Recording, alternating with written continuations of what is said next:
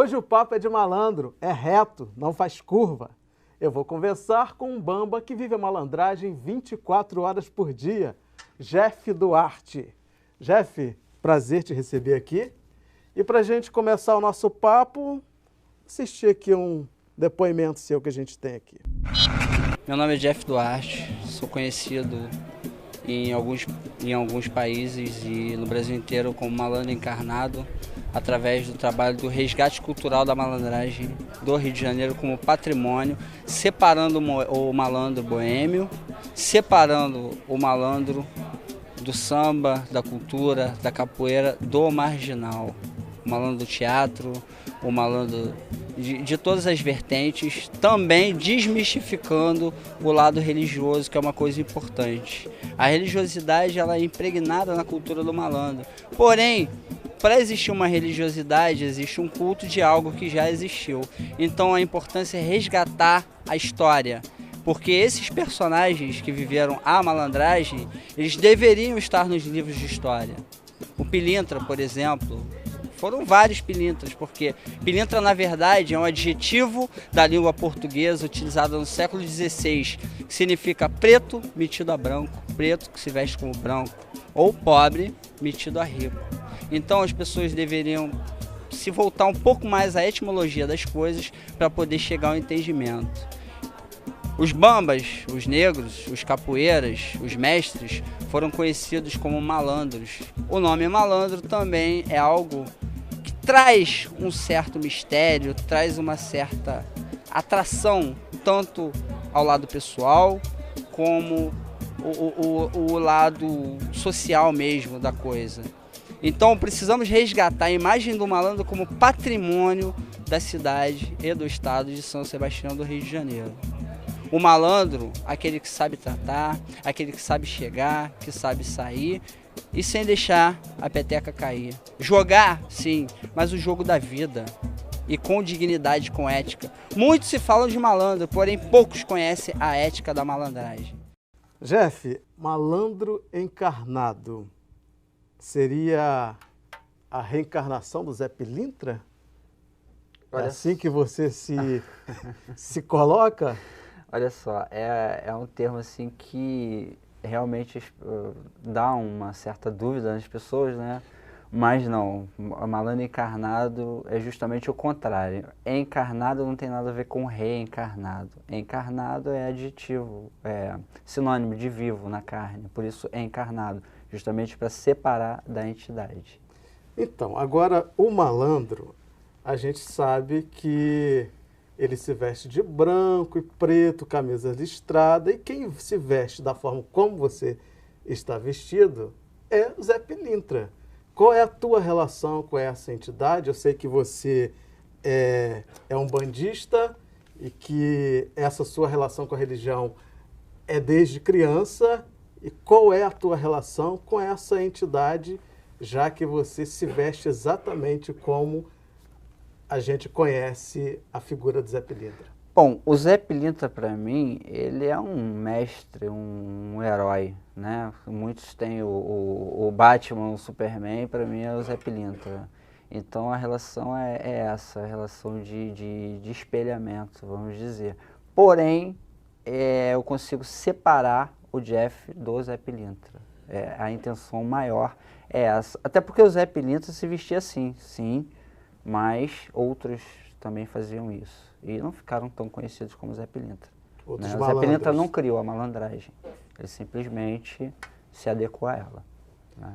Agora, quando que começou esse seu processo de identificação com essa cultura, com esse personagem que é o Zé Pilintra? Como é que começou isso? Bom, acredito que, assim, no subconsciente desde pequeno, desde criança mesmo, que eu gostava de usar chapéu sempre gostava de festa junina. Quando eu ia, eu mantinha um chapéu na cabeça, gostava de brincar de cowboy, então o chapéu já apareceu na minha infância, né?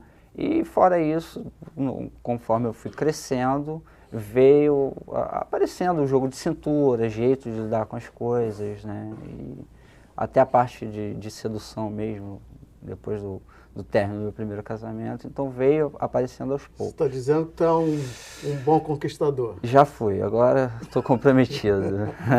Está aposentado no momento. Encontrei uma pessoa que a gente está Que te colocou no eixo. bem, é uma mulher maravilhosa e eu costumo dizer que eu tenho 7 mulheres em uma, então não preciso mais estar fazendo aquela caça de, como ano passado, que eu troquei de 15 vezes de mulheres, por exemplo. Então, Poxa.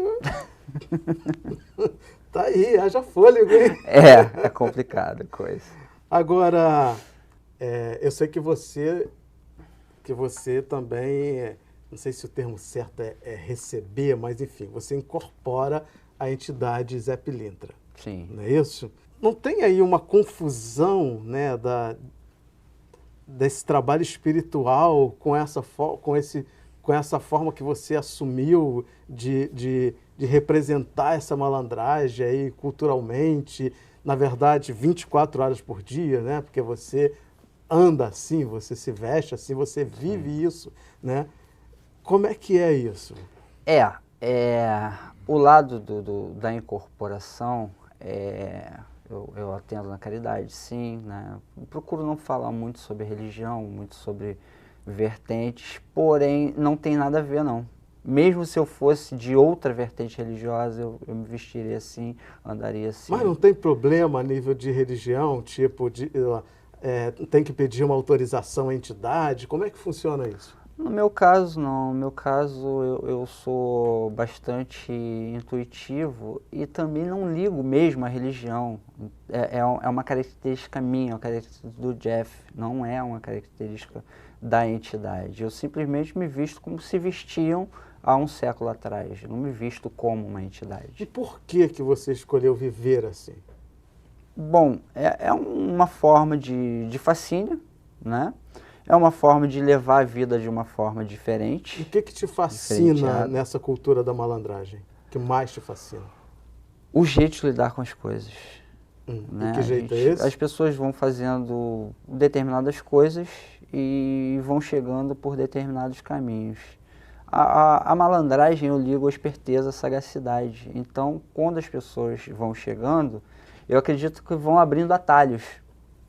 E é essa forma que eu vejo.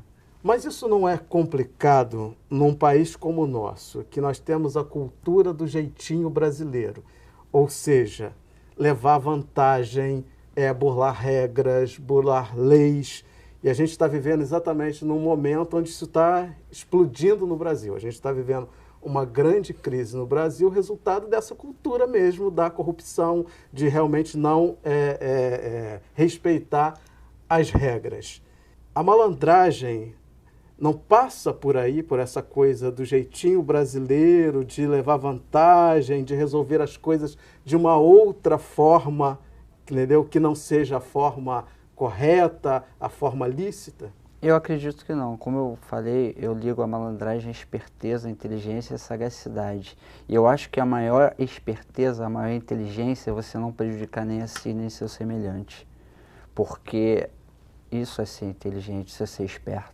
Quando você não prejudica, você não tem brecha para você ser derrubado também. Então isso é a maior malandragem que tem. Exemplifica pra gente essa esperteza, essa inteligência que você fala, sem prejudicar o outro. Como seria isso? Antever situações, você está sempre além. Por exemplo, eu vim para o seu programa, você pode me fazer 10 perguntas, mas eu tenho que estar preparado para 1000.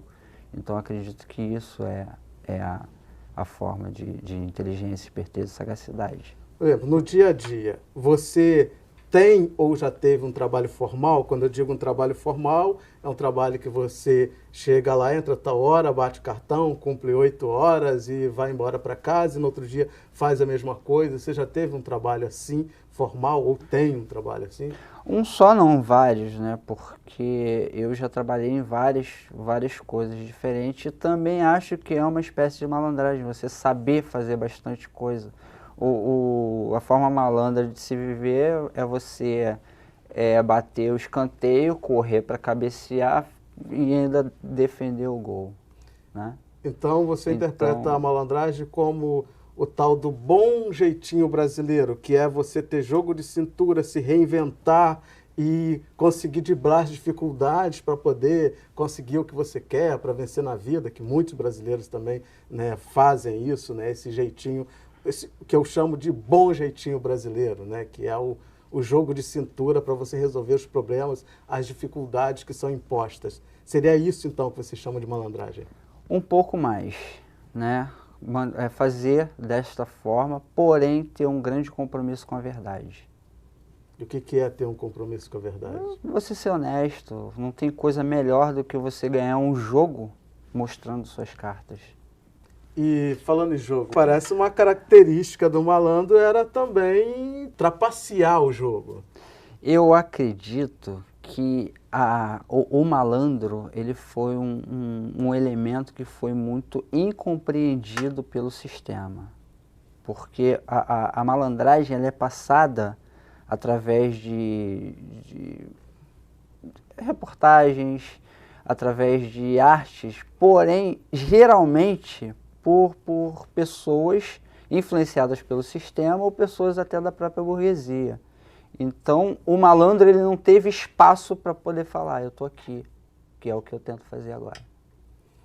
Ok, a gente vai ter que dar uma parada agora, né? E no próximo bloco eu quero saber mais desse contexto histórico da malandragem, então vamos conversar sobre isso. Perfeito. É isso aí, eu vou para o intervalo, mas é rapidinho. Fique com a gente.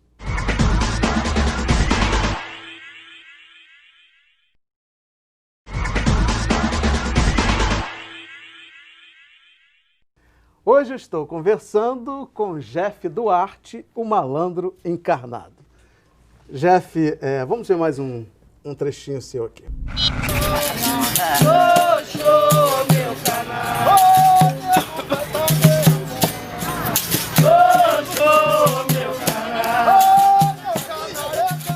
Essa sociedade, ela foi um pouco negligenciada pelo sistema, mas também foi muito equivocada a figura do bom malandro. Pensa você, vivemos numa terra, num Brasil, onde fomos invadidos por um povo europeu, por um povo português, uma terra que tinha dono e foi tomada. Durante a Revolução de século, em 1900, por aí, tivemos as maltas de capoeira, que foi onde começou a surgir a malandragem, já sendo treinada, sendo oficializada nos quilombos, porque a malandragem vem da capoeira. Capoeira, sim. Capoeira é uma espécie de vegetação chamada mata rasteira, onde os negros se escondiam para poder fazer os seus treinamentos de destreza. Então a malandragem ela vem diretamente da capoeira. A importância da capoeira, que foi taxada como crime, né? Foi taxada como crime no Brasil, porém muito útil ao sistema, porque a capoeira foi necessária. A Guerra dos Farrapos e a Revolta dos Mercenários. Foi usada como arma. E a capoeira em si entrou no arsenal de guerra do malandro. Por que arsenal de guerra? Não para combate, mas para uma defesa. O malandro, né?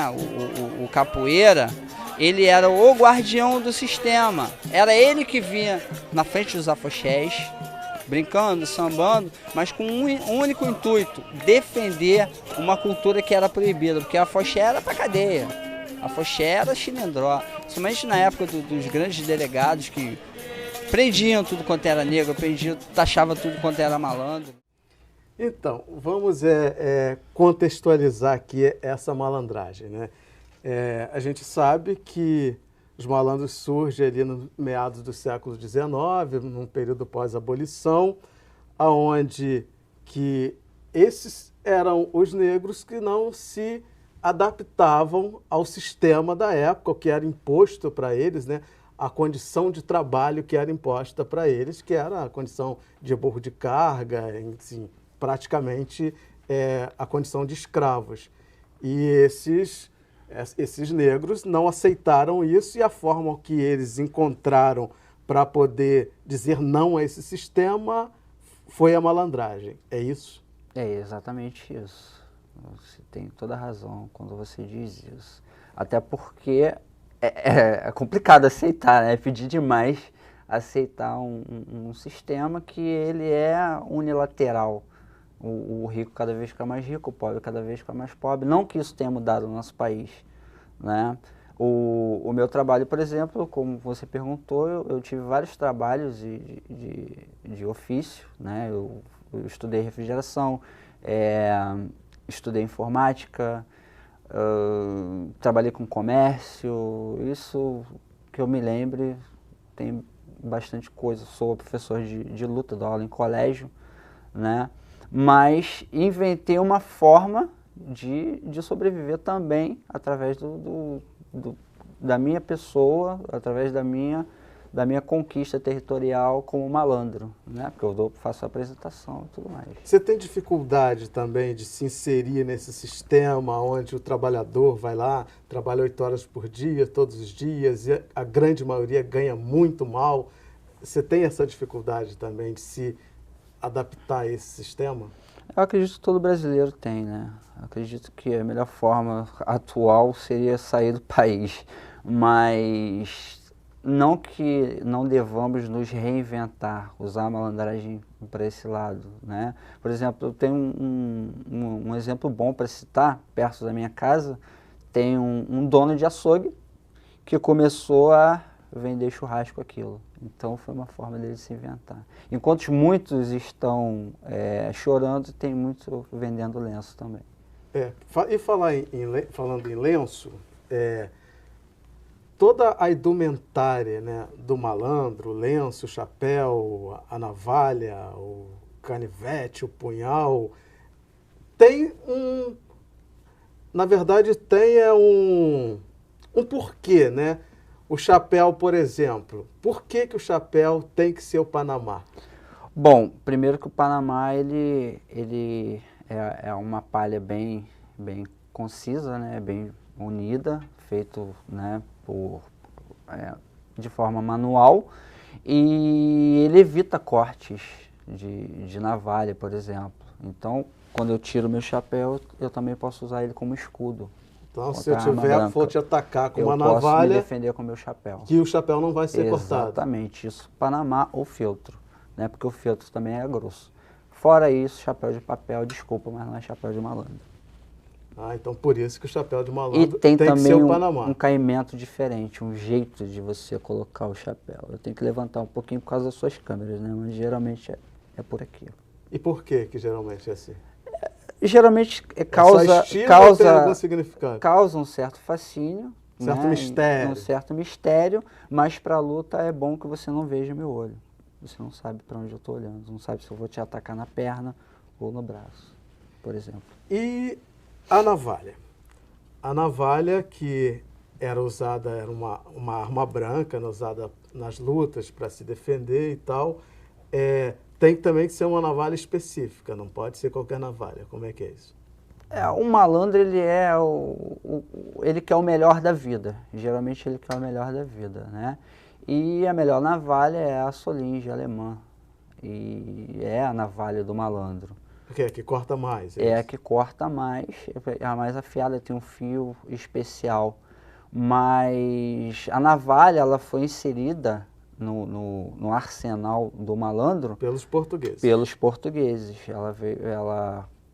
Vinham muitos portugueses, né, exilados justamente, e que tinham ofícios como barbeiro e tudo mais, eles simplesmente trocavam. E outros também que não eram lá boa coisa, que não era flor que se cheirasse. Né? Eu acredito que a maioria não era flor que se cheirasse. Que vinha, né, para cá justamente numa forma de punição. Castigo. Né? Castigo. Né? Terrível, eu vou para o Brasil. Né? Então, realmente, aí... Então, tá aí essa cultura nossa, né, que a gente tem, do jeitinho, da corrupção, enfim, tá meio que explicado, né? Eu acredito que não é nossa, né? Veio de fora. Porque nós tínhamos nossas índias, vivíamos nus, não tinha que se preocupar com muita coisa, vieram pessoas, conquistaram nossas terras, estupraram nossas índias e tomaram o que era nosso. Então acredito que é difícil realmente você querer se adaptar a isso. Mas vamos continuar falando de como que se deu aí a entrada das armas brancas dentro dessa cultura do malandro. Então, essas armas, geralmente a bengala e a navalha, que são as principais, a bengala, ela tem vários significados em várias culturas, né? geralmente é um símbolo de poder, né? Tanto é que os reis usavam cetros, os nobres também usavam bengalas, doutores, e geralmente europeus, ingleses, alemães, espanhóis, etc. Mas no caso do malandro o significado é outro, foi inserido também em seu arsenal, né? Como posso falar com arsenal, né? Como arma pelos portugueses. E qual é o significado da bengala para o malandro? A bengala é um elemento de defesa, simplesmente um elemento de defesa. Não deixa de ser elegante, porque o malandro ele junta o que é útil com o que é belo, vamos dizer assim. Que não é só elegância, tudo tem também uma importância. Uma importância, uma utilidade, né? Isso. Então a bengala justamente ela serve para manter a distância de arma branca. E o lenço de seda que se usa no pescoço? O lenço de seda que é o mais popular, né? Que a maioria das pessoas sabem que navalha não corta seda. Então, justamente para evitar corte também. Para evitar corte Exatamente. também. É uma defesa. É uma defesa também. Isso. E os malandros também usavam a navalha, né, entre os dedos, no pé, né? Tem também essa coisa do fio da navalha, acho que tem a ver com a coisa de prender a navalha num nylon para poder conseguir atingir o adversário. É isso? Como é que funciona essa coisa do manejo da navalha? Perfeitamente, porque na época das maltas, a guerra era Maltas eram grupos de capoeiras, né? Exatamente. Um grupo de malandros, né, que se destacavam quem era quem pela cor do chapéu. Só existia um que não pertencia a malta nenhuma e era um malandro mais respeitado do Rio de Janeiro da história, que foi o Manduca da Praia, né? Eu não cito Madame Satã porque Madame Satã para mim é só capoeira. A vertente dele eu acho que é muito mídia, muito por ele ser diferente. Ele apareceu mais como um malandro. Diferente que você fala homossexual. Não só homossexual, né? Porque ele era bandido mesmo, ele era assassino. O Madame Satã foi responsável pela morte de Geraldo Pereira. Então, não é uma vertente para o bom malandro seguir. Entendi, Entendeu? não seria uma referência para você. Não seria uma referência para a malandragem. E acredito eu, cada um com seu pensamento. Então, aí voltando no que a gente estava falando, do manejo das armas. Do nylon, da navalha, Isso. né? Exatamente, era a técnica chamada navalha voadora. Você colocava um nylon, um furo que tem a navalha e simplesmente jogava à distância. Você domina essas técnicas? Se você tivesse que fazer uma apresentação, você domina isso? Usar a navalha no dedo do pé e tal? Faço sim, mas artisticamente, porque o malandro, para mim, ele é a figura que está sempre se reinventando. Outra coisa importante também é a gente falar, essa figura que foi muito romantizada pela literatura, pelo samba, pela música e tal, acaba sendo tipo a cara do Rio de Janeiro, né? Um cartão postal do Rio de Janeiro. Você acha que quando essa figura vai lá para fora, o entendimento é esse, que malandragem é um jogo de cintura, é se reinventar, ou é uma terra de gente malandra, de gente que gosta de passar a perna nos outros? Nem lá para fora, nem aqui, né? Infelizmente, a gente é submetido por essa visão do sistema, conforme eu falei. Quem cita malandro, geralmente, não é o malandro, entende? O Chico Buarque, por exemplo, ele faz isso, porém, eu não concordo com a forma que ele vê o malandro. Não é a visão de malandro. Até porque, vamos citar a ópera do Malandro, que ela simplesmente foi inspirada num conto francês. Ela foi só readaptada. Então, não é o que é o malandro. E essa luta é muito particular, essa luta é muito minha. Eu não vejo ninguém fazendo isso no planeta. Separar o malandro do marginal. Jeff, muito obrigado por esse trabalho, entendeu? Por estar aí lutando para ressignificar o conceito de malandragem, né? Muito obrigado por isso, parabéns pelo seu trabalho. Eu que agradeço a oportunidade, espero que as pessoas realmente fiquem seduzidas, né, vamos falar com malandragem, por essa nova vertente de malandragem. Ok. E um abraço para você, que muita luz no seu caminho, muita paz, que todo o universo conspira a seu favor. Muito obrigado. Eu conversei com o Jeff Duarte, o malandro encarnado. E para rever essa entrevista ou qualquer outra edição do programa, basta acessar www.alerj.rj.gov.br ou cultine.com.br. Obrigado pela companhia e até o próximo programa. Eu te espero.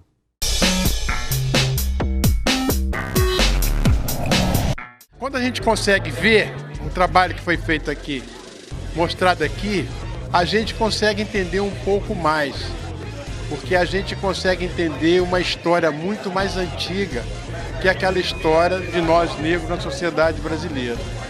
Porque existe uma história do negro sem o Brasil, o que não existe é uma história do Brasil sem o negro.